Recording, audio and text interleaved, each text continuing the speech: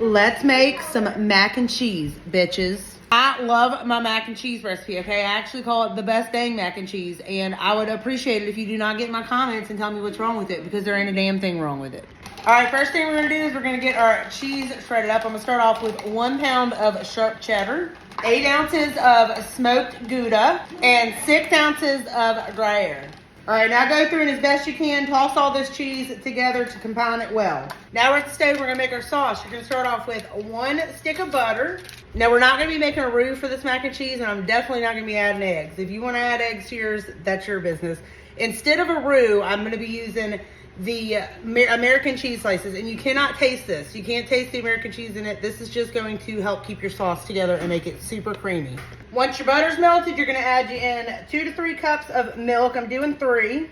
And 2 cups of heavy whipping cream. You wanna give this a little time to warm up before we start adding our cheese. Once this starts to warm up, go ahead and add in 1 block of cream cheese. You can cut it up if you want. I normally just stick the whole thing in here and break it up. Now, it's not all gonna dissolve. There's probably gonna be some little pieces in it, and that's okay. Just get it mixed in as best you can.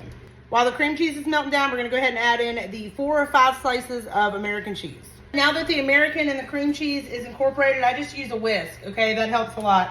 We're gonna add in about half of this cheese that we shredded and 5 ounces of Parmesan, which is this whole container. Now, if the American cheese didn't piss you completely off, this part's really gonna do it for you, okay? And only put salt in it, because I just wanna bring the flavor of the cheeses out, because I wanna taste my cheese in my mac and cheese. Now, this part's very important. You want this liquid to be warm enough to melt your cheese, but not to boil. You don't wanna bring this to a boil, especially a rapid boil, otherwise your sauce will separate. I normally just whisk it around, and you wanna cook it until the cheese is just melted.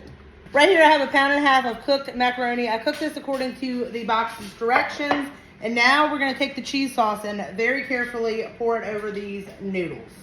Now take about half of your leftover cheese and sprinkle it over the top, but don't mix it in. And then take your spoon and kind of just press it down in there. Don't mix it in. And then the rest of the cheese spread evenly over the top. All right, I know this is gonna overflow y'all, but this is gonna go into a 400-degree oven for about 40 minutes or until your top is golden brown and it is nice and bubbly. All right, y'all, here it is all done. I'm gonna let this rest for about 15 to 20 minutes, and then we're gonna do a taste test.